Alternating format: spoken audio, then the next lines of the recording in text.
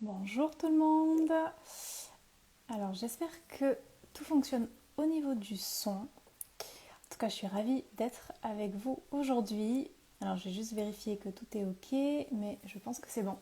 Si il y a du monde qui veut bien me mettre un peu dans le chat un pouce pour me dire si tout est ok au niveau du son. On va attendre le temps que tout le monde nous rejoigne. Je vois que ça commence à arriver. Euh, Du coup, est-ce que vous voulez bien me faire un petit coucou comme quoi c'est bon et que vous m'entendez bien, surtout que le son est ok. En tout cas, je suis ravie de vous accueillir aujourd'hui. Bienvenue, bienvenue. Alors, je vois qu'il y a du monde qui nous rejoint. Super, tout est ok. Merci beaucoup, Louise. Super. En tout cas, bienvenue pour ce live un peu particulier. On va parler d'Ayurveda aujourd'hui. Pour ceux qui ne me connaissent peut-être pas, je m'appelle Mélodie Sachs, je suis formatrice en spiritualité, chamanisme énergétique, travail sur les mémoires et je suis évidemment passionnée de tradition ancestrale et l'Ayurveda est une tradition ancestrale absolument fascinante et passionnante qui nous permet de comprendre comment nous fonctionnons, comment notre corps fonctionne, mais aussi comment nos énergies fonctionnent. Et on a souvent l'image de l'Ayurveda comme euh, soit juste du massage, soit juste de la nutrition. Et en fait, c'est bien plus que ça. C'est vraiment tout un art de vivre, c'est toute une culture. C'est quelque chose qui est extrêmement riche. Et nous avons avec nous justement une spécialiste de l'Ayurveda qui va du coup nous parler de l'âme et du mental en Ayurveda. Donc Rita, je vais essayer de voir si je peux t'ajouter comment est-ce que ça fonctionne. Euh, alors, je sais pas comment est-ce que je peux faire pour t'inviter, ça ne marche pas. Ah, je crois peut-être comme ça.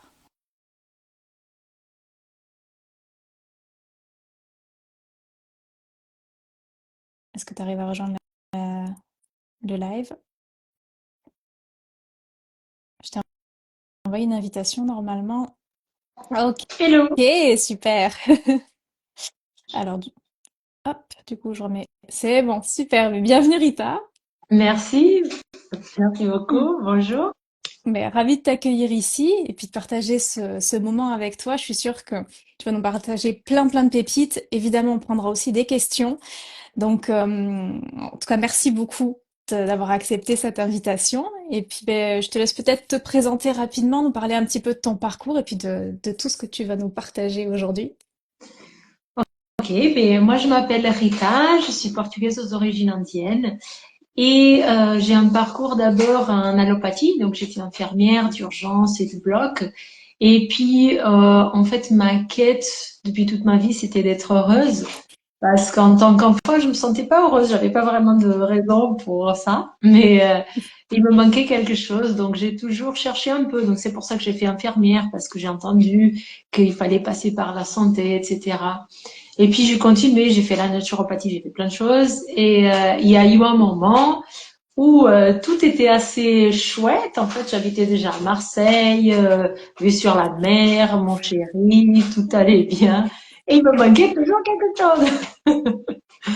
Donc là, je suis partie en Inde avec un billet simple d'aller, c'était un appel. Waouh.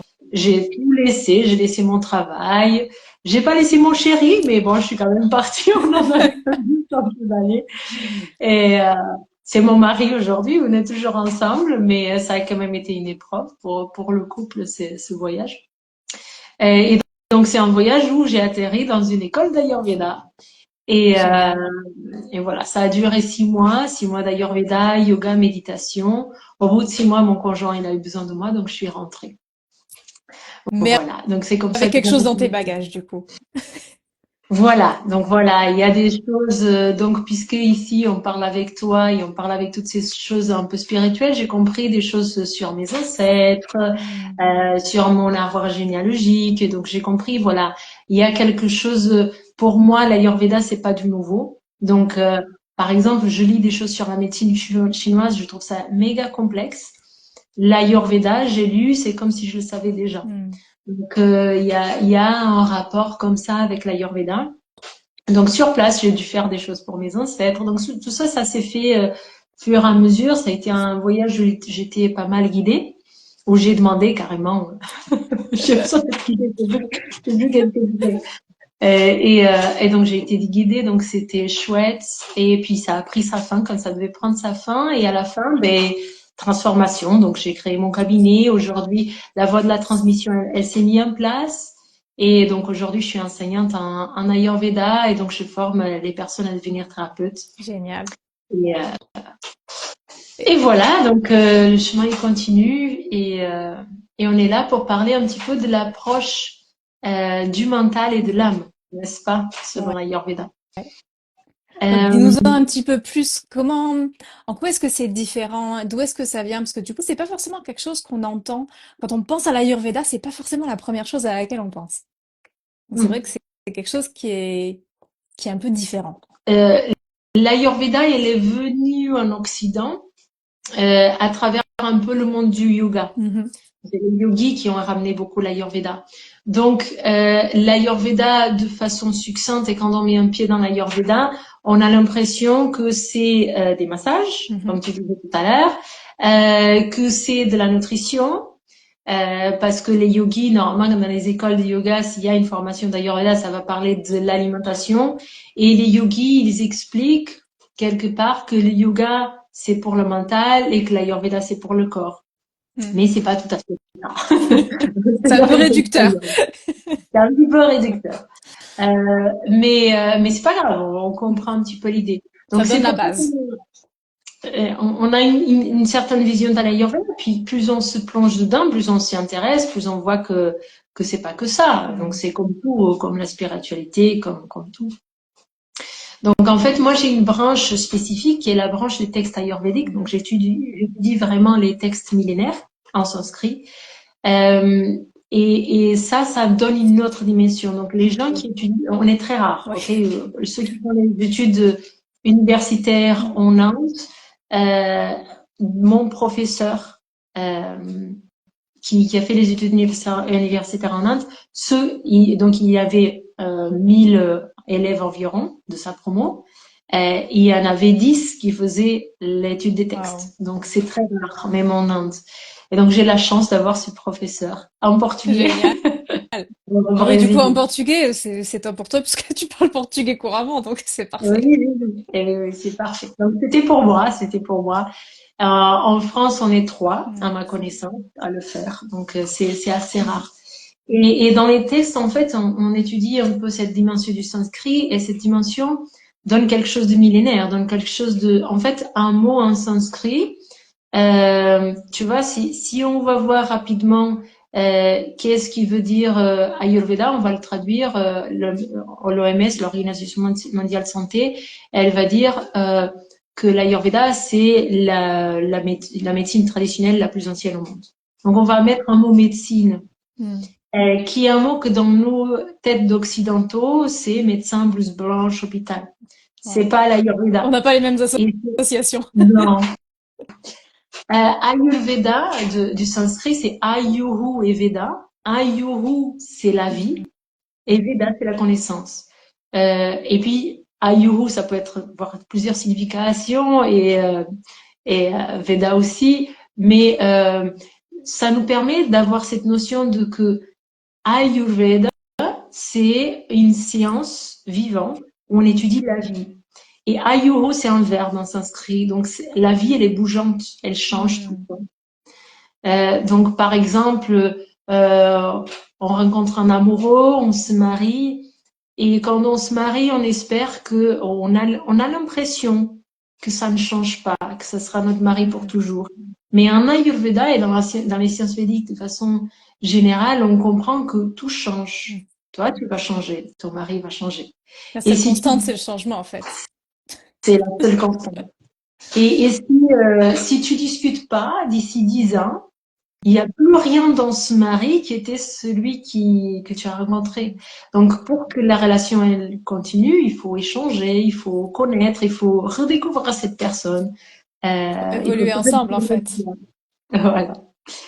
Donc, c'est l'Ayurveda, c'est vraiment la science, la connaissance de la vie.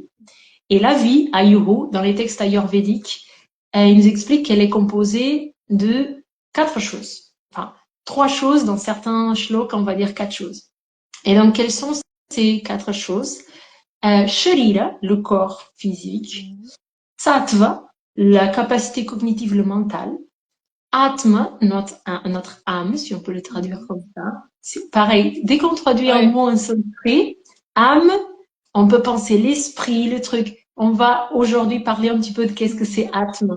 Parce que quand on traduit âme, ça peut avoir une idée religieuse, une idée comme ci, une idée comme ça. Je trouve que c'est un des Donc, mots les plus difficiles à traduire parce qu'en fait, il y a plein de notions qui sont similaires et qu'on va aller traduire par âme, mais qui viennent d'autres langues. Et finalement, dans ces langues-là, la notion n'est pas tout à fait la même que ce que nous, on pourrait mettre derrière le mot âme. Et en plus, souvent, ça passe par l'anglais soul. Donc, il y a encore beaucoup d'autres choses derrière.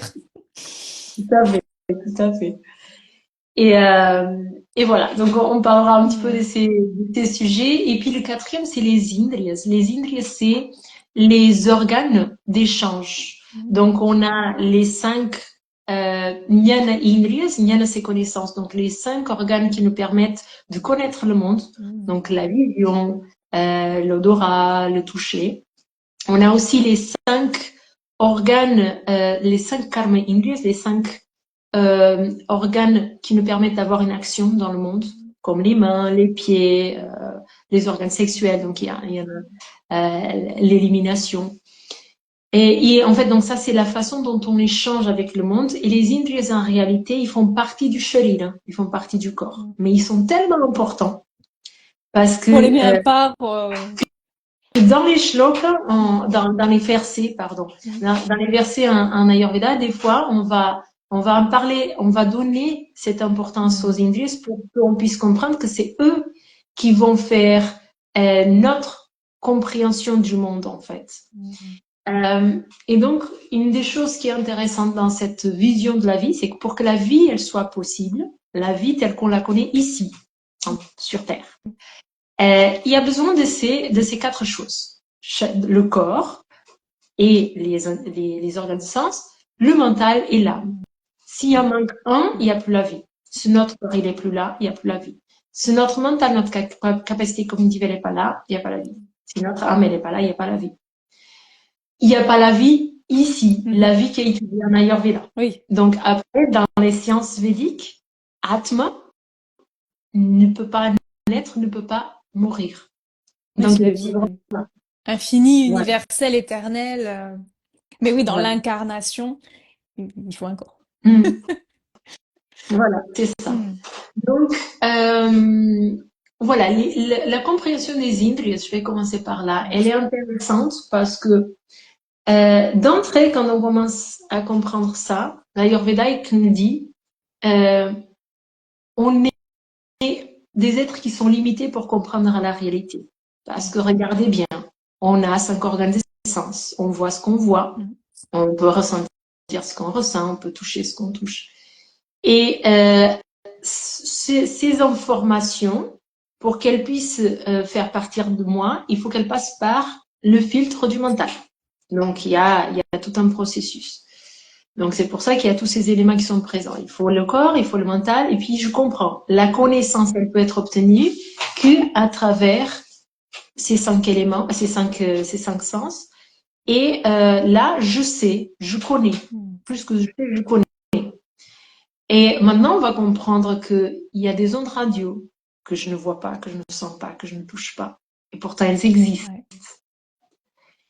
Et donc, en tant qu'être humain, je suis limitée pour comprendre la réalité. Et dans les sciences védiques, comme en tout, l'Ayurveda est sincère dans les sciences védiques, donc qui vise à apporter à l'être humain ce qu'il a besoin de comprendre pour être heureux dans la vie, en fait. On comprend que l'Ayurveda, elle va s'occuper de équilibrer et le corps et le mental pour que la vie, elle soit heureuse. Il y a d'autres séances. Par exemple, le Vedanta. Le Vedanta, c'est le chemin de l'autoconnaissance. Il va traiter les sujets pour qu'on soit heureux. Il y a le Jyotish. Le Jyotish, il va parler des planètes, l'astrologie védique. Je parce suis que si il va, passionnante. c'est vaste. Ouais. En fait, dans le Jyotish et l'Ayurveda, il en parle. L'Ayurveda, elle va être en lien avec toutes ces sciences. Mm. Et en fait, l'Ayurveda, elle en parle un petit peu du Jyotish. Et ça rentre dans Graha Chikitsa. Graha Chikitsa, Graha, c'est tenir entre les mains de façon forte, en sanskrit. Donc, on attrape quelque chose et on ne la laisse pas partir. Mm. Et donc, Graha Chikitsa, Chikitsa, c'est traitement. Graha Chikitsa, en Ayurveda, c'est tous les traitements qui sont en lien avec quelque chose qui prend possession de toi. Mm. Et donc, là-dedans, on va retrouver, par exemple, les maladies psychiatriques, mais on va retrouver la possession d'un esprit, la possession d'une planète. Moi, je suis actuellement en possession de Saturne. J'adore. Je sors. Ça peut C'est être intense. Saturne. Je ne sais pas si vous connaissez Saturne. Et j'étais sur Jupiter avant. Mm. La transition de Jupiter à Oh. Saturne. Euh, Voilà, mais Saturne m'a tellement apporté. Ça a été Mm. tellement dur, mais ça m'a tellement apporté maintenant que je suis vers la fin et je suis tellement heureuse.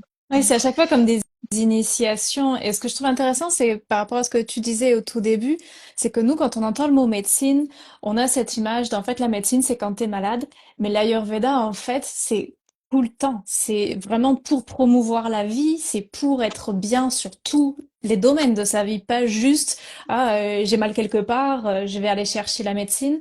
C'est vraiment en fait pour être bien au quotidien, pour être en santé dans toutes les sphères de mon être. En fait, il y a des éléments comme une hygiène de vie, mais sur tous les plans. C'est ça qui est fascinant. Exactement. Après, l'Ayurveda va mettre l'accent sur Atma, c'est qui tu es. Atma, c'est, du coup, je vais pas traduire par âme pour pas faire Mm. un brouillon avec les images qu'on peut avoir d'avant de l'âme. Est-ce qu'on pourrait Atma, traduire ça comme essence, ou quelque chose comme ça? Ou ce serait pas encore? moi, je préfère pas le traduire. Ouais, garder Atma. Et plutôt, en tout cas avec mes élèves, on ne traduit pas les mots en Ok. sanskrit, on essaie de les comprendre. Et ça prend Génial. du temps. Mais dans un live, c'est pas évident, c'est pour ça que j'utilise Ouais. quand même le mot Atma. Mais en fait, Atma, c'est l'observateur, tu vois. Donc, j'observe mon corps dans un processus de désidentification qu'on fait en Vedanta, la voie d'autoconnaissance. Comprendre qui je suis, c'est comprendre qui est Atma, en fait. Mm. Et on parle ici rapidement qu'il y a le mental, le corps et Atma. Et donc, quand je comprends qui je suis, si je dis ça c'est à moi, c'est que je ne peux pas être cette personne. Cette tasse est à moi, en vérité, elle est à mon fils, c'est Monsieur Costaud.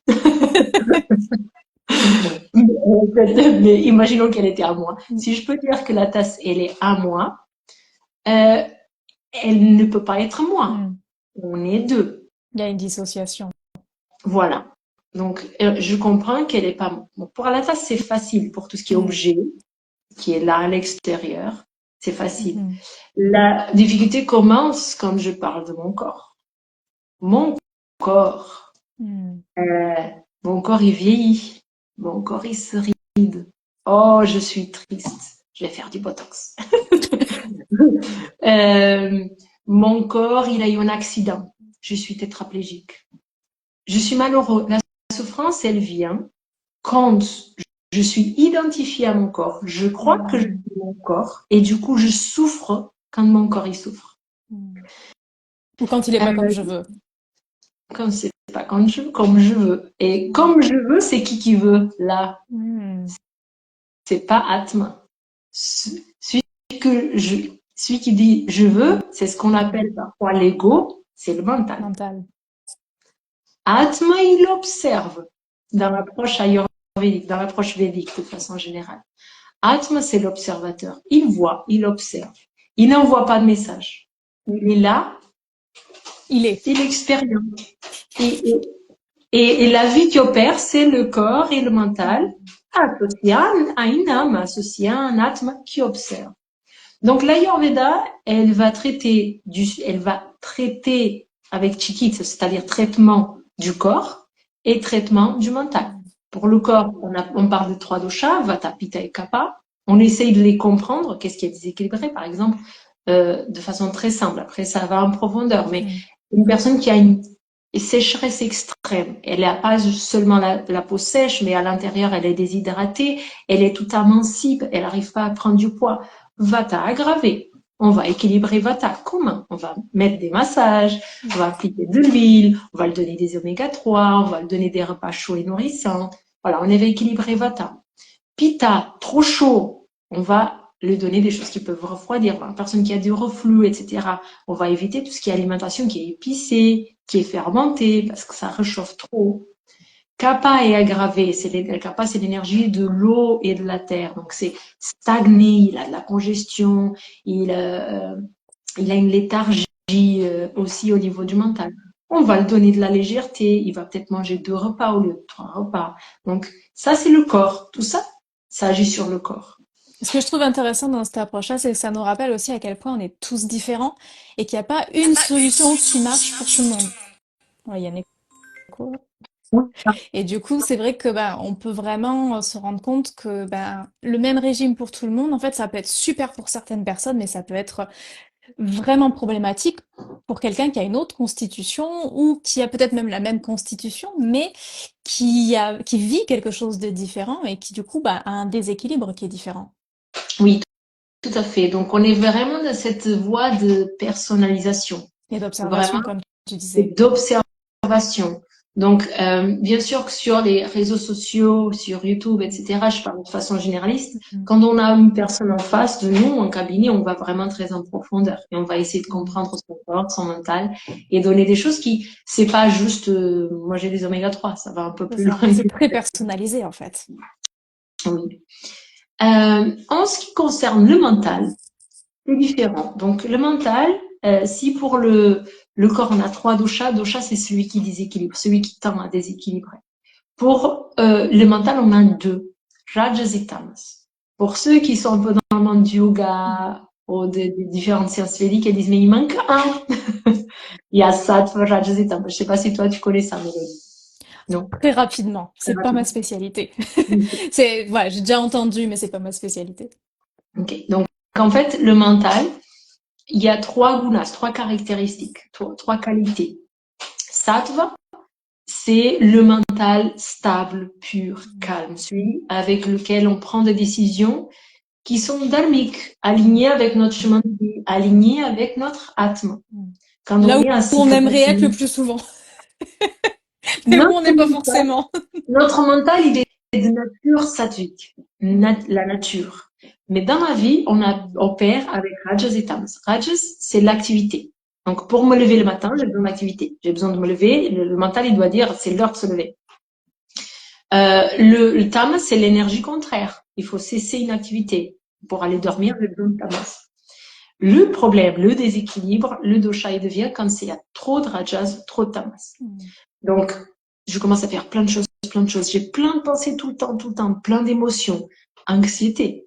Il y en a trop, il y en a trop, il y en a trop, je pars dans tous les sens. Le corps, il va avec, parce que ça commence dans le mental, mais le mental, il communique avec le corps. Mm. Donc, du coup, je donne plein d'ordres qui sont dispersantes. Le corps, il fait comme ça, je m'épuise, ça fait burn-out Mm. au fil de quelques années. Burn-out, c'est tamas. Tu vois, donc un excès de rajas peut amener à un excès de tamas. Un excès de tamas, je suis léthargique, je suis au lit, je suis dépressive, je suis, Mm. voilà, un petit peu comme ça. Donc l'Ayurveda, il va travailler sur ces 2 axes. Atma, lui, il observe. Et pourquoi est-ce qu'Atma, il est intéressant là? Parce que c'est qui je suis plus profondément de moi, Mm. qui je suis réellement. Et en fait, quand il y a le tourbillon des fois de la vie, hein, surtout Ouais. au milieu de la vie, on dit qu'on est un âge pita, donc c'est l'âge de faire plein de choses. Il y a le feu, donc c'est là qu'on a les enfants, on a le travail, on a tout ça. Donc on est dans l'agitation de la vie. Et des fois, on a besoin de s'arrêter parce qu'on fait fausse route en fait. Parce que du coup, on croit que il faut avoir un travail et gagner tant d'argent pour élever les enfants, alors que les enfants, ils ont juste besoin qu'on soit là avec eux maintenant. Et si on a le mental qui est assis en sattva, on a ses repères. Un enfant, ça dure 12 ans, c'est 3 fois 4 ans. Après 12 ans, quand on est passé à l'adolescence, bien sûr, ça sera toujours notre enfant. Bien sûr, il aura toujours besoin de nous. Mais c'est fini le temps qu'on pouvait lui donner les clés pour qu'on l'éduque pour sa vie à lui. Après, ça sera sa vie à lui. Euh, en- une relation amoureuse, elle a un début et une fin. On doit l'entretenir parce que au bout de 5 ans, cette personne avec qui on est, ce n'est plus la même. Surtout s'il y a eu des enfants, surtout s'il y a eu un changement de travail, surtout nous enterrer la personne que je suis aujourd'hui, là, toi, Mélodie. Si tu penses à toi, Mélodie, quand tu avais 3 ans, tu regardes tes mains, il y a plus aucune cellule de tes mains qui est la même. C'était des petites mains. Et si tu essayes d'observer tes pensées, aujourd'hui, tu n'as plus les mêmes pensées, les mêmes envies, les mêmes émotions que tu avais quand tu avais enfant. Peut-être qu'il y a des traumas. Des Mais on traumas. travaille dessus, donc ça c'est bien. Mais même ça a changé. Tout change, Même ouais. ça change. Parce que des fois, il y a quelqu'un qui va nous apporter un autre regard sur ce trauma et qui dit au final, Oui, puis des c'est fois pendant des années on opère en automatique et puis à un moment on se dit ah tiens il y a quelque chose qui se passe et du coup on peut libérer certaines choses et en fait ben ensuite on est à une autre étape. exactement. Donc, ce qui est très intéressant, et c'est ce que je voulais apporter ici, parce que la thématique avec toi, c'est plus la spiritualité, c'est que la spiritualité, dans les Védas, c'est ce chemin d'autoconnaissance. Donc, c'est en lien avec l'Ayurveda, mais l'Ayurveda, elle va traiter vraiment le corps et le mental. C'est une étape.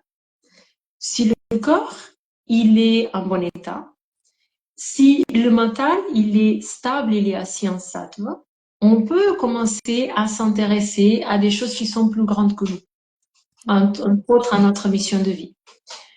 Et l'Ayurveda parle des 4 Purusharthas, les 4 buts de la vie humaine. Dharma, Artha, Kama et Moksha. Donc je vais pas les dire dans l'ordre que c'est expliqué dans le sens, dans le shloka, dans le verset. Je vais l'expliquer dans une ordre qui est plus facile pour nous dans la compréhension. Quand on est enfant, on va expérimenter le monde, c'est le plaisir qui va nous amener à expérimenter, c'est le plaisir de jouer, le plaisir de découvrir. J'ai un fils de 6 ans, j'ai une fille de 2 ans, et la petite, elle a un plan dedans, on dit un mot, elle répète le mot, elle est toute contente. Et c'est cette découverte. On prend le jouet, c'est Rajas qui nous fait ça. Elle prend le jouet, elle joue avec le jouet. Après, Tamas, elle regarde autre chose. Mais c'est le plaisir, en fait. Donc, c'est la satisfaction de ce plaisir qui nous mène à explorer le monde. Et quand on explore le monde, finalement, on s'explore soi-même parce que, en tout cas, dans cette approche de l'Ayurveda et des Védas, tout ce qui est là, c'est Atma. Parce que c'est l'observateur, mais en fait, c'est pas Rita l'observateur, Mélodie l'observateur. En fait, on est tous le même au final. Ouais. Mais ça peut être un peu complexe, donc. Oui, c'est comme tu disais au début, on a une compréhension limitée justement par notre mental, par comment on voit la vie, et par ce qu'on est capable de percevoir. Plus on travaille dessus, plus ça s'élargit, mais en tant qu'être humain, on est aussi limité dans ce plan de conscience, parce que sinon on serait dépassé.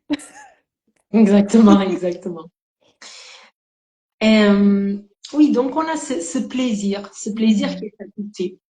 Le plaisir cherche à retrouver, avec le plaisir, on cherche la satisfaction. Et des fois, en tant qu'adulte, on est encore dans cette recherche de plaisir. Parfois, très souvent. C'est-à-dire que j'ai l'impression que pour être heureux, j'ai besoin de me faire plaisir avec un massage. J'ai besoin d'être avec telle personne qui va me procurer telle chose.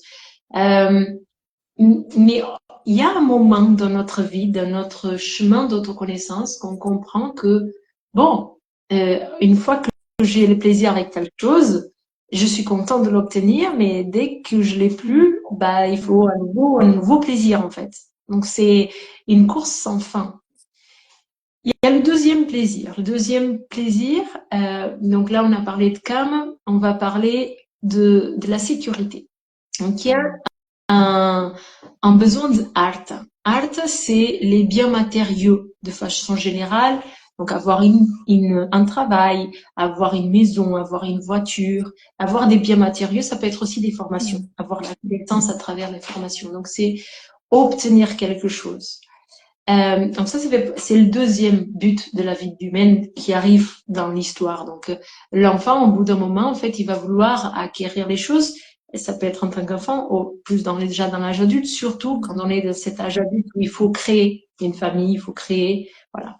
Et on a besoin de sécurité. Ce qu'on cherche avec les biens matériaux dans notre inconscient, c'est la sécurité. J'ai besoin d'un temps de salaire pour avoir cette sécurité pour moi, pour les miens. Il y a une éducation qui est derrière, etc. Mais ça, c'est des besoins, des buts de la vie humaine qui ont été décrits dans les textes il y a 7000 ans et qui restent pas, qui changent pas en fait, qui restent Oui, tout ce propres qui à la vient vie du humaine. côté survie, en fait. J'ai besoin de manger, j'ai besoin d'avoir un toit sur la tête. Après, il peut aussi se rajouter tout un tas de conditionnements.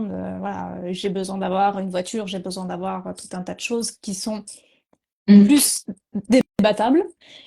Mais c'est sûr que les besoins basiques de l'être humain, on a tous les Et, mêmes. et ça, c'est un besoin de sécurité. Euh, donc, euh, plus on va chercher ce besoin de sécurité, plus on va se rendre compte qu'une fois que j'ai la voiture, je veux une autre voiture. Mm. Une fois que j'ai telle maison, je veux une maison. Une fois que j'ai tant de salaire, je vais chercher plus de salaire. Donc, une fois que je l'ai obtenu, je vais chercher plus. Donc, c'est pareil que pour le plaisir. Ça Mm. n'arrête jamais. Il y a un moment où on arrive au troisième besoin, dharma. Dharma, c'est ce chemin de vie. Qu'est-ce que je suis là? Pourquoi je suis là réellement? Mm. Quel est Trouver du mon but? sens. Pourquoi, oui, trouver du sens à ma vie. Pourquoi est-ce que je suis née? C'est un lien plus avec cette spiritualité. Quelle est la raison de tout ça? Le monde? Est-ce qu'il y a un Dieu? Et pourquoi moi? Et Mm. qu'est-ce que je devrais être en train de faire? Est-ce que je faut que je contribue? Et la recherche de ce dharma, des fois, il peut être un peu torturé dans notre mental si notre mental n'est pas dans ça, tu vois. Mais le dharma, ça peut être tout simplement une maman qui s'occupe de ses enfants.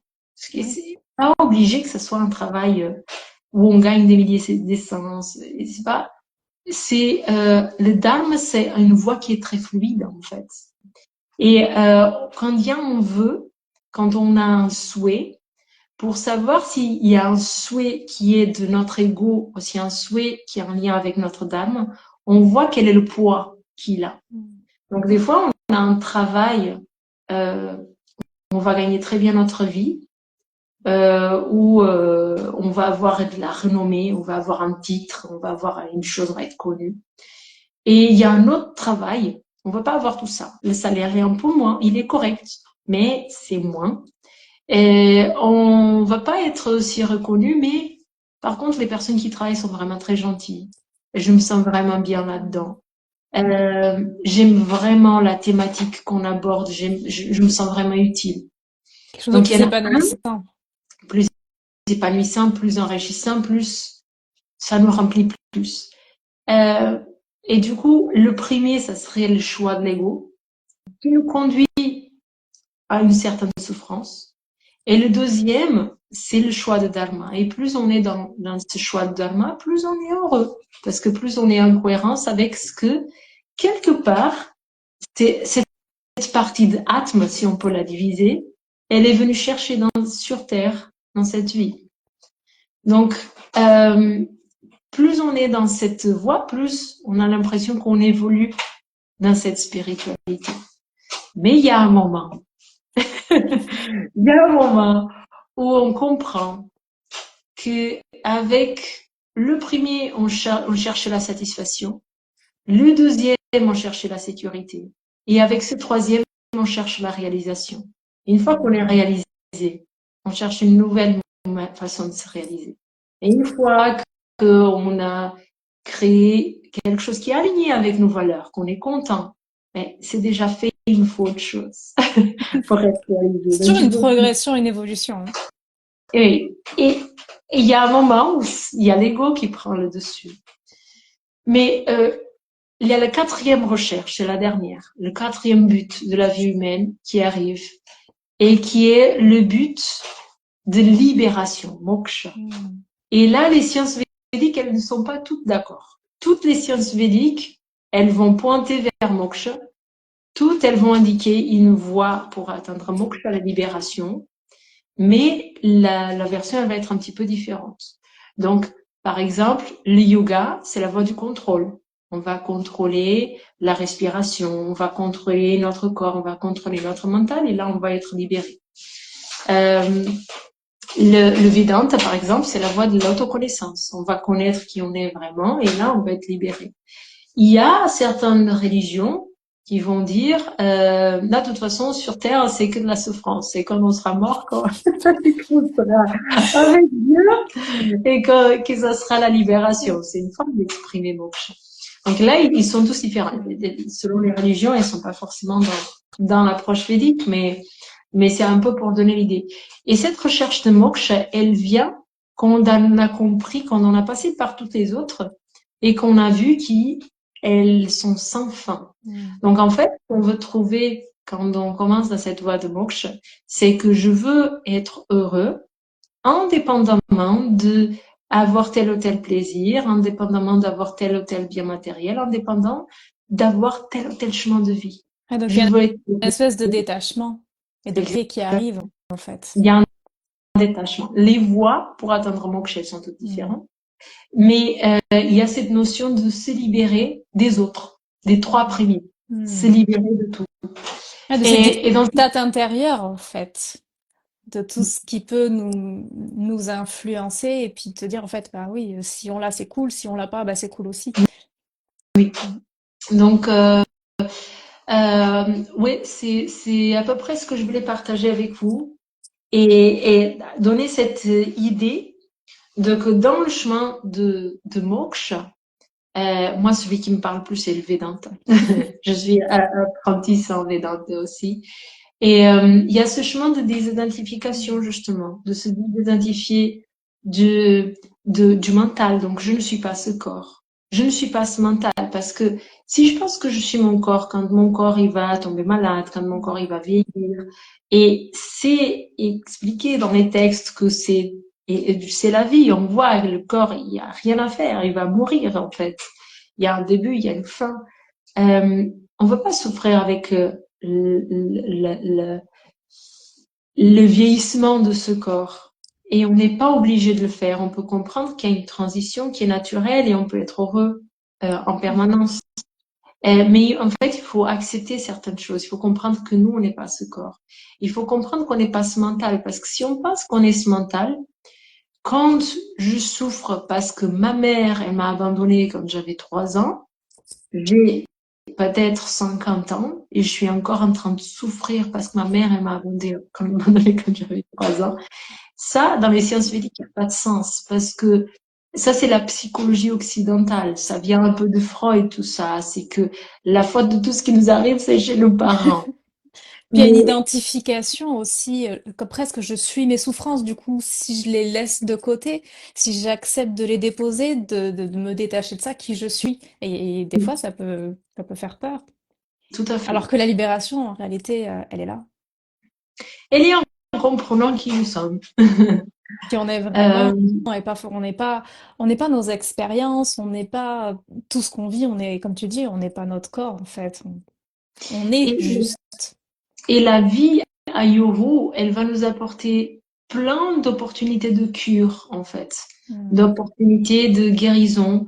On n'est pas obligé de revivre l'enfance en permanence parce que l'enfance, c'est un temps.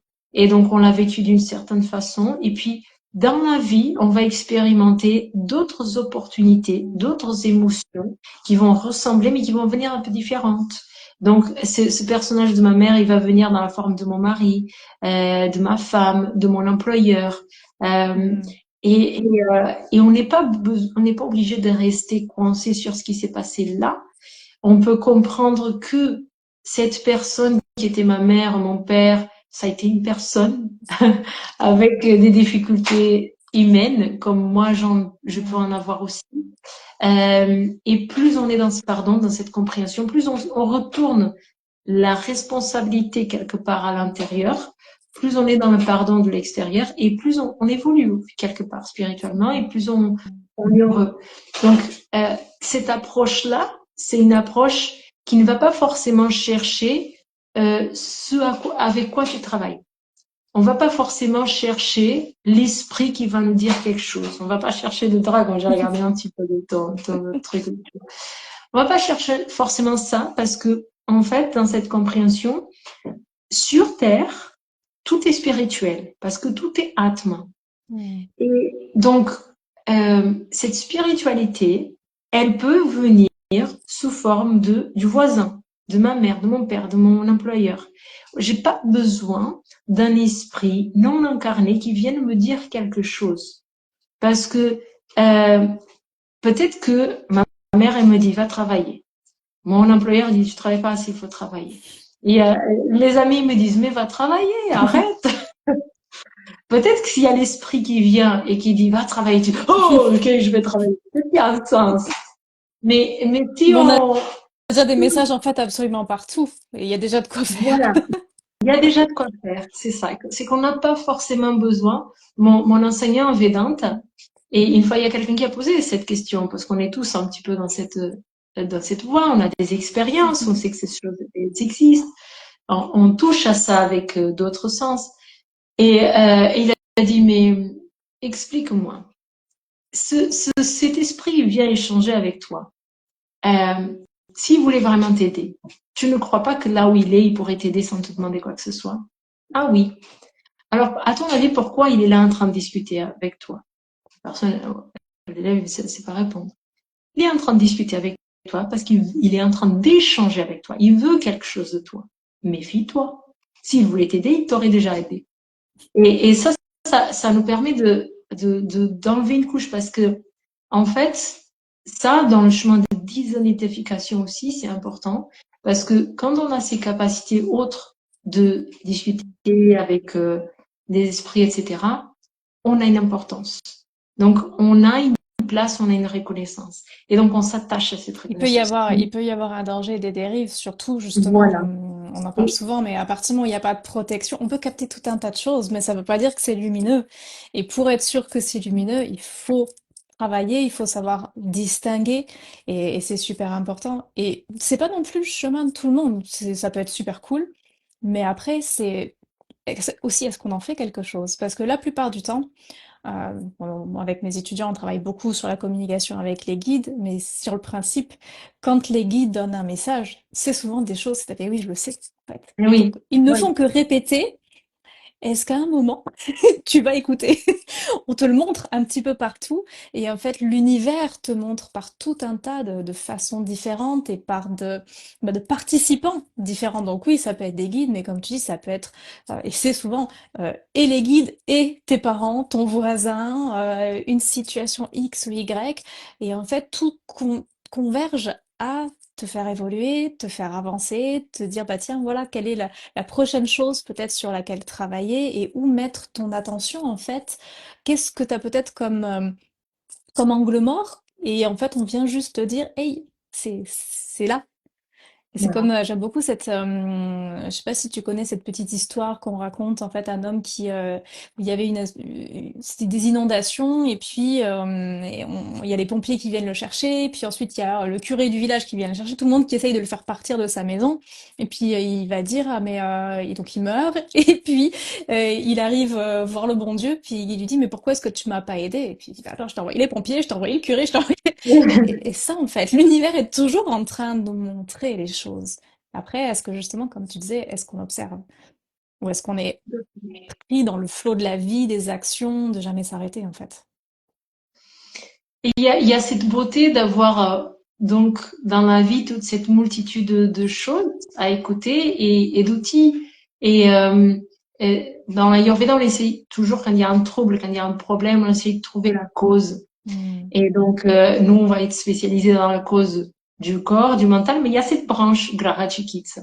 Donc quand on ne trouve pas la cause. Enfin, on n'a pas cette notion comme en allopathie que la cause d'un problème peut être idiopathique. Il y a toujours une cause. Donc des fois c'est des maladies énergétiques, des fois c'est des maladies karmiques. Et quand c'est comme ça, il faut aller voir un, un maître, je sais pas comment ça s'appelle, un Grahachititsa.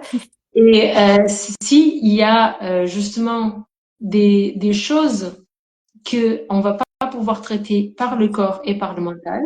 Il y a des choses qui sont transgénérationnelles, qui sont en lien avec le Mhm. karma, et qui doivent être enlevées par des rituels.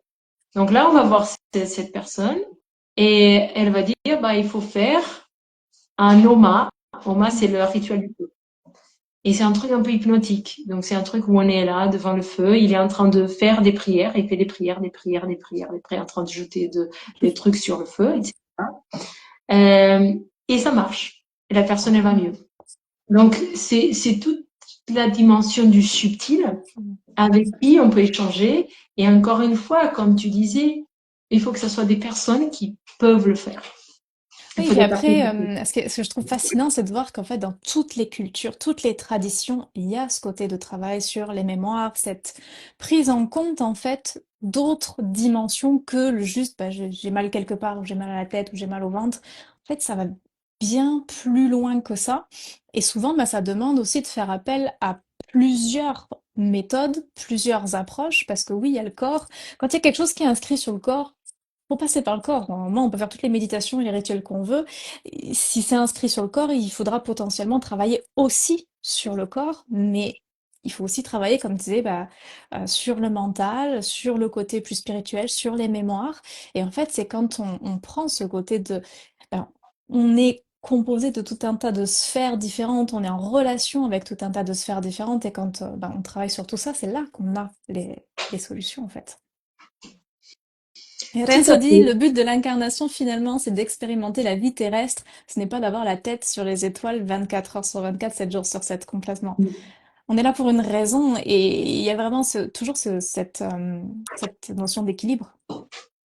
Tout à fait. Si on est incarné, c'est parce qu'on a quelque chose à vivre ici, à expérimenter ici. Et si on, c'est intéressant de comprendre, de pas rester fermé, de dire, OK, il n'y a pas que ça. Mais des fois, on peut être trop dans le chercher. Parce que quand je cherche à avoir une capacité autre, c'est parce que je cherche à être spécial. Parce que je ne m'aime pas, au final. Parce que je ne m'aime pas Oui. comme je suis, donc il faut que je sois spécial. Et on Et n'a pas besoin. on est tous, dans un sens, spéciaux. Oui, on Donc, il a n'y en a tous- pas un qui est plus spécial que les autres. On a tous notre façon d'être, notre unicité. Justement, en Ayurveda, il y a cette notion des doshas de la constitution. Il n'y a personne qui est pareil. Et c'est ça qui fait notre richesse aussi. Et comme disait Renzo aussi, comprendre qui on est en dehors de nos blessures, croyances et tout ce à quoi on s'identifie, et surtout qui on a envie d'être aujourd'hui. Et c'est ça. Et c'est ça. C'est de pas être, de pas chercher constamment la reconnaissance ou quoi que ce soit, mais en fait, c'est comme tu disais au début, de quoi on a besoin pour être heureux? Qu'est-ce qui me rend heureux? Qu'est-ce qui me donne de la joie?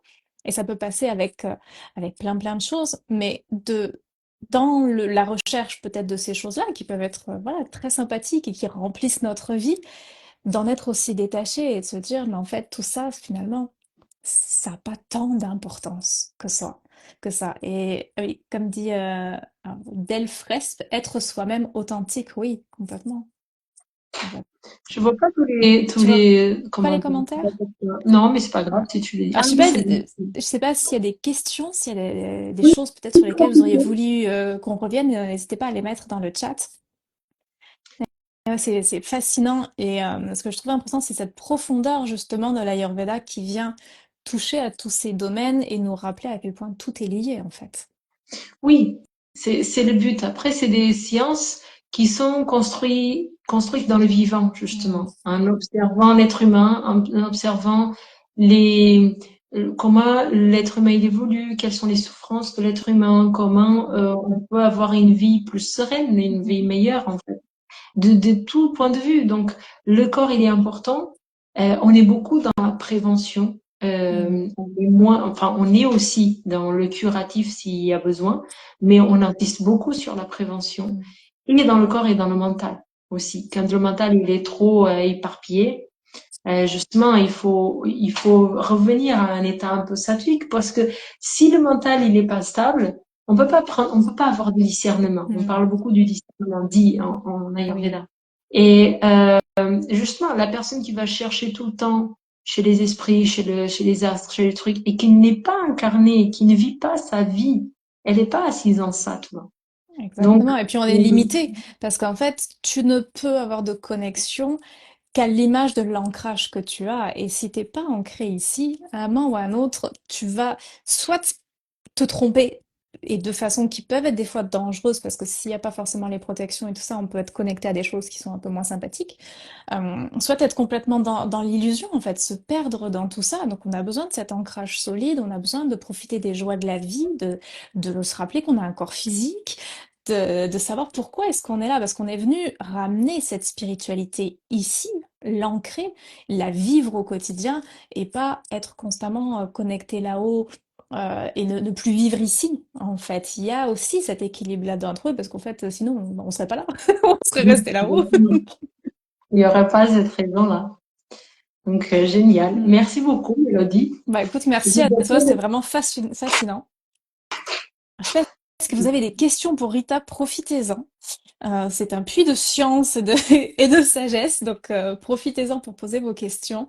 Ce que je trouve aussi intéressant dans ton approche et ta pédagogie, c'est que tu vas chercher à la source des textes anciens, pas juste les derniers bouquins qui sont sortis de qui a dit quoi et que copier, recopier, recopier.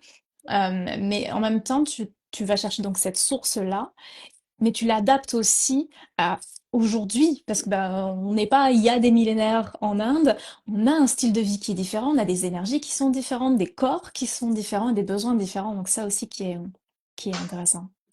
Oui, moi je fais beaucoup ce lien parce que justement j'ai fait beaucoup de formations en Ayurveda intéressantes, mais des fois c'est beaucoup trop à l'indienne, c'est beaucoup trop Mhm. une culture qui nous correspond pas.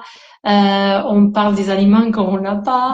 Et donc je pense que c'est important beaucoup cette adaptation parce que sinon on finit par manger comme on mangeait avant avec plein d'épices et c'est pas le but. À réciter des mantras qui nous parlent pas vraiment. Un mantra pour qu'il soit efficace, il faut que ça soit vraiment chanté avec le cœur qu'on comprenne. C'est pour ça que la compréhension du sanskrit, quelque part, elle est importante. Ouais. Voilà, donc dans mon école, j'appelle ça une école de naturopathie ayurvédique parce que j'apporte le côté naturel justement pour faire le pont avec notre société actuelle, notre culture, toutes ces choses-là. Parce que les traditions aussi sont vivantes et évolutives. On parlait d'évolution, de changement, et en fait, tout suit ce modèle-là. Oui, oui, oui. En sociologie, on apprend ça. Moi, la première fois que j'ai entendu dire ça, c'était dans un cours de sociologie. J'étais étonnée comment ça, les traditions, elles sont vivantes et elles sont changeantes. Mais oui, Mhm. oui, parce que la vie change. Donc, la tradition ayurvédique, la tradition védique de façon générale, elle était transmise oralement avant. Il y a Donc eu elle un évoluait, moment, c'est sûr. elle évolue. Oui, c'est sûr. Et justement, l'écrire, le rédiger, ça figeait une information. Et donc, c'était pas valorisé, en fait. Mhm. Donc, les Vaidyas, les médecins ayurvédiques, ils récitaient par cœur. C'est pour ça que c'est des versets, pour être plus facile de mémorisation. Et il y avait une capacité de mémorisation qu'aujourd'hui, la plupart d'entre nous, on n'a pas. Donc, on a perdu en capacité aussi d'être humain. Ah, trop de Euh, distractions. Trop de distractions, oui, oui, et de capacité, je pense aussi, le fait évolutif aussi de pouvoir vivre longtemps, mais peut-être avec certaines maladies. Aujourd'hui, on peut guérir de certaines maladies quand on serait mort, donc la sélection, elle se fait Mhm. différemment aussi. Ah, Euh, je vois oui. qu'il y a Sabrina qui demande avec quel enseignant vous étudiez le Vedanta. J'ai eu Suman Rajaman lors d'un enseignement Vedanta. Euh, Merci. Moi, c'est en portugais. C'est avec Jean-Luc Mattetti. Je le connais depuis longtemps, en fait. À la base, j'étais en lien avec un institut d'Ayurveda au Brésil, qui est le plus ancien institut d'Ayurveda au Brésil, de Eric Schulz. Et c'est à travers lui que j'ai connu d'abord Jonas Massetti de Vedanta. Mais à l'époque, je m'étais pas, c'était pas pour moi le Vedanta. J'étais vraiment dans l'Ayurveda. Et à travers lui, j'ai connu aussi Mateusz Macedo, que ceux qui me connaissent, vous m'entendez parler pas mal de lui. Donc c'est mon enseignant. J'ai fait beaucoup de formations en Ayurveda jusqu'à trouver Mateusz. Et avec Mateusz, j'ai fait une formation de Vaidya pour devenir médecin ayurvédique. Et c'est vraiment très complet. Et là, justement, Saturne, il m'a un petit peu tapé dessus. Et du coup, maintenant, je suis dans le Vedanta. Génial. Et je suis très reconnaissante parce Mm. que je suis dans le Vedanta depuis décembre de l'année dernière. Et Et alors, le monde, ça change tout. génial. Et alors, du coup, pour ceux qui veulent en savoir plus, parce qu'évidemment, on ne peut pas tout faire, surtout sur un live, mais tu vas aussi donner un webinaire où tu vas aller encore plus loin sur tous ces sujets-là. Donc, du coup, pour les personnes qui veulent te rejoindre pour ce webinaire, je mettrai le lien dans les commentaires. Et pour ceux qui sont sur ma liste, vous aurez un email tout à l'heure avec le lien d'inscription pour que vous puissiez assister à ce webinaire qui est gratuit. Et puis, peut-être aussi prendre le temps de poser toutes vos questions à Rita. Et tu as aussi évidemment des formations. Donc tu fais des formations professionnelles qui donc sont Calliope. Donc si jamais vous voulez financer une formation, vous voulez vous former pour apprendre la naturopathie ayurvédique et puis exercer en tant que professionnel, vous avez vraiment une experte et surtout qui est passionnée, qui va vous transmettre avec beaucoup de cœur tout ce qu'elle a à vous transmettre. Donc je vous invite à vraiment regarder les formations de Rita. Il me semble que tu as aussi des formations qui sont, on va dire, plus légères pour les personnes qui veulent utiliser ça pour elles et pas forcément en faire un métier. Après, voilà, l'un peut mener à l'autre aussi, hein, des fois. Alors, pour les webinaires, j'ai un webinaire qui arrive le 21. C'est un webinaire porte ouverte de l'école. Donc ça, c'est vraiment pour parler des formations, etc. Si jamais ça intéresse. Et puis, quelques jours après, je sais plus la date, il y a un webinaire sur justement la psychologie ayurvédique. Et c'est un petit peu la continuation de ce qu'on a vu Ouais. aujourd'hui. Et là, en fait, l'agenda, il est sur mon téléphone. Et si je regarde, je vous ai plus. Je crois que c'est le 21 et le Le 27. 27, Ouais. sûrement. C'est juste, c'est quelques jours après le premier. Donc, 27 mai, ouais, c'est ça, mardi 27 mai à 20h30. Comment être heureux selon l'Ayurveda. Donc, voilà. si vous voulez en savoir plus, c'est vraiment là qu'il faut s'inscrire. Je vais vous mettre aussi le lien en commentaire. Et de toute façon, vous allez le retrouver dans ma bio.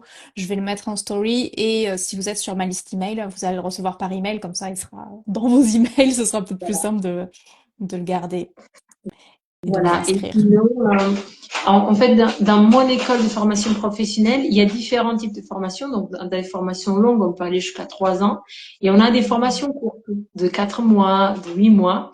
Et elles sont toutes des formations professionnelles, c'est-à-dire qu'à la fois, on a un certificat pour exercer, mais toutes, elles travaillent sur nous. C'est-à-dire qu'en Mhm. Ayurveda, on a cette notion de que si on n'applique pas sur nous, on ne peut pas recommander à Bah d'autres. Donc, oui. chaque semaine, vous avez des exercices pratiques déjà pour vous. Donc, ça fait les deux, mais ce sont des formations professionnelles. Donc, ça travaille sur notre cheminement, mais ça nous permet aussi d'exercer à la fin. À côté de ça, j'ai un petit programme de 6 semaines que lui n'est pas, il n'est pas c'est pas une formation professionnelle, donc vous pouvez pas demander le financement, etc. Donc c'est un petit programme de 6 semaines qui j'appelle le 3PS. Donc ça, c'est vraiment des vidéos courtes et des exercices très pratiques pour mettre en place les piliers de la santé. Donc c'est pour améliorer le Mhm. sommeil, l'alimentation, l'hygiène de vie de façon générale, le sport, la gestion du mental. Donc c'est des astuces concrètes euh, avec un tout petit programme comme ça.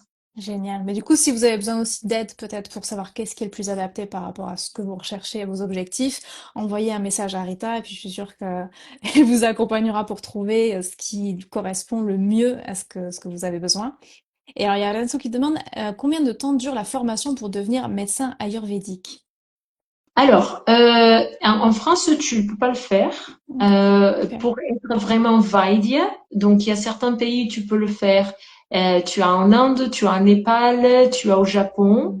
Donc, c'est une Euh, différence du coup entre praticien ou thérapeute ayurvédique, une personne qui pratique l'ayurveda et un médecin ayurvédique. médecin ayurvédique, c'est vraiment des études universitaires en Inde. etc. Donc là, moi, je suis dans un programme en lien avec le Brésil et l'Inde qui dure 10 ans. On est en Inde, c'est Ouf. 5 ans et demi. Là, celui-là, il dure 10 ans. Là, j'ai mis un stand-by parce que je suis arrivée dans ta. Mm. Mais je pense Mm. reprendre dans un deuxième temps. Mm. Et mais du coup, il est plus long parce qu'il est aussi en ligne. Il y a des Mm. stages. Il faut voilà.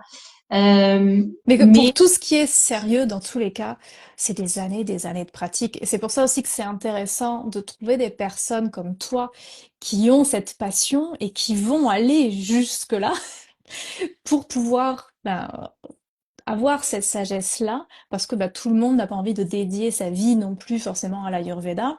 C'est chacun son chemin. Du coup, soit on y va à fond et puis on fait ouais, 10 ans de formation, soit si on se dit, bah oui, moi ça m'intéresse, mais en fait, je veux juste être thérapeute praticien ayurvédique ou juste pour moi, on peut aller voir quelqu'un comme toi qui va pouvoir justement guider, faire économiser un certain temps pour aller vraiment sur les objectifs qu'on a.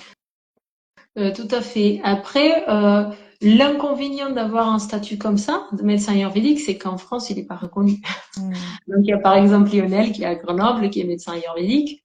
Ben, lui, il est sous le nom de praticien en ayurveda, en Hmm. fait. Après, il a la renommée, on le connaît. Voilà, donc, mais c'est pas des statuts que, en fait, en France, c'est pas reconnu. Hmm. C'est pas dans la voie d'être reconnu. Mais on peut exercer, c'est toléré, Hmm. on va dire. Ouais, il faut Mais il y a prendre beaucoup le de choses temps qu'on pour peut pas. choisir ces enseignants, il faut prendre le temps aussi d'apprendre à les connaître, d'apprendre à connaître leur parcours, de voir comment ils fonctionnent. Tu as d'ailleurs une vidéo qui est super bien faite, je trouve, où tu transmets comment choisir son enseignant, comment choisir son école. Donc, si vous allez sur le lien que je vous ai mis là dans le chat et que je vais vous renvoyer par email et puis que je mettrai dans ma bio, vous pourrez voir cette vidéo où Rita vous guide pour vous poser les bonnes questions pour trouver l'école qui vous convient. Parce qu'il n'y a pas une bonne, une mauvaise école, un bon, un mauvais enseignant. Il y a ce qui va vous correspondre, en fait, ce qui correspond à ce que vous cherchez et à votre personnalité, à votre unicité. Tout ça, j'en reparle, je parle à chaque fois dans les webinaires portes ouvertes. Donc, je commence toujours mes webinaires portes ouvertes parce que je vais parler de mes formations, mais avant de parler de mes formations, j'explique un petit peu, il y a d'autres écoles et comment est-ce qu'on va choisir? Est-ce que c'est Mm. l'école de Rita? Est-ce que c'est l'école de quelqu'un d'autre? Et il n'y a pas de mal à ça, en fait. Il n'y a pas un Mhm. qui est meilleur que l'autre. Voilà. Non, c'est vraiment quelle est l'approche qui correspond à chacun et selon les objectifs. En tout Tout à cas, je te fait. remercie beaucoup pour toutes ces informations passionnantes et pour tout ce que tu crées. Si les gens veulent te retrouver, où est-ce qu'ils peuvent te trouver? Sous quel nom? Où est-ce que c'est le plus facile? Alors, là, je pense que ça sera associé à mon Instagram. Je sais pas. Ouais. Donc, vous pouvez aller sur Instagram. Sur Instagram, c'est Ayur Natur, naturopathe Ayurveda. Sur YouTube, c'est Ayur Natur tout simplement. Et les sites, j'en ai deux. Pour les consultations, c'est ayurnatur.com. Pour les formations, c'est Ayur Natur Formation avec un Bon. S encore. Donc, si vous Euh, tapez ailleurs nature, vous allez trouver. oui, voilà. Après, il y a des copies. Ah, Il y a déjà des personnes qui ont hmm. copié. Donc des fois on tombe sur Ayur Natur et c'est pas forcément moi. Mais s'il y a ma tête, Ouais. c'est que Mais c'est toujours ça, quand on fait quelque chose à un moment ou à un autre, il y a des copies, mais Hmm. ça n'égale jamais l'original. Non, Parce que personne ne peut non, être toi, en fait. C'est juste pas non, possible. Personne ne peut non, être toi. non, je Donc, pense c'est ça que aussi.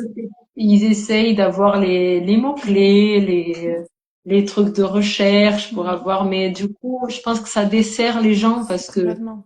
quand la personne, elle se rend compte qu'en fait, la personne, elle se sent arnaquée, en final. Bah oui. Et puis après, si on essaye d'être comme quelqu'un d'autre, de prendre des choses de quelqu'un d'autre, bah en fait, on n'exprime pas nous, ce qu'on porte Oui, et notre unicité. Et c'est là où on est dans notre puissance et où on a quelque chose à transmettre. oui, tout à fait, tout à fait. Lorenzo qui dit heureusement personne ne peut copier vos têtes. Alors aujourd'hui, mais c'est vrai qu'avec l'intelligence artificielle, je sais pas. Mais par contre, personne peut copier, je pense, les Non. anecdotes, la façon d'être, etc. C'est pour ça aussi qu'il faut prendre le temps d'aller vérifier, d'aller parler avec les gens, d'aller poser des questions. Donc encore une fois, je vous invite à aller vraiment poser vos questions à Rita pour ce webinaire du 27 mai. Et puis d'aller creuser un petit peu sur tout ce qu'elle a à vous proposer Et encore une fois, poser des questions, c'est vraiment important. En tout cas, je te remercie beaucoup, Rita. Est-ce qu'il y a peut-être une dernière chose que tu aurais envie de transmettre, le mot de la fin, ou quelque chose que tu aimerais, avec quoi tu aimerais que les participants repartent? Peut-être un élément que tu trouves important par rapport à l'Ayurveda? L'observation. Hmm. L'Ayurveda, il dit dans le Dinacharya, de ce qu'on fait tous les jours, la première chose à faire la journée, c'est s'observer. On est au lit, on observe. Hmm. Vous pouvez faire ça déjà demain matin. Super. Déjà à la fin de semaine. Ouais, Comment est mon corps, comment est mon mental. ouais, parce que c'est vrai que si on réfléchit, on demande toujours autre, Eh, comment tu vas, etc. Mais en fait, on se demande jamais à nous, comment tu vas? Oui, c'est vrai. Comment je me sens? Et en fait, on se déconnecte de tout un tas de dimensions de notre être et juste déjà revenir à qu'est-ce que je sens, Mm. comment je suis aujourd'hui, se regarder dans le miroir, la couleur de la peau, comment on vibre. Et ça donne déjà beaucoup d'informations en fait. Et le corps commence aussi à nous parler beaucoup plus quand on commence à l'écouter et l'esprit, l'âme aussi. En Oui, tout à fait. tout cas, merci Merci. beaucoup, Merci, Rita. Et Mélanie. puis, Merci tout le monde avec pour votre écoute. plaisir, merci à vous tous pour votre présence. Et puis donc à très vite le 27 mai Oui, pour ce webinaire. très À bien. bientôt. Merci. Salut tout le monde.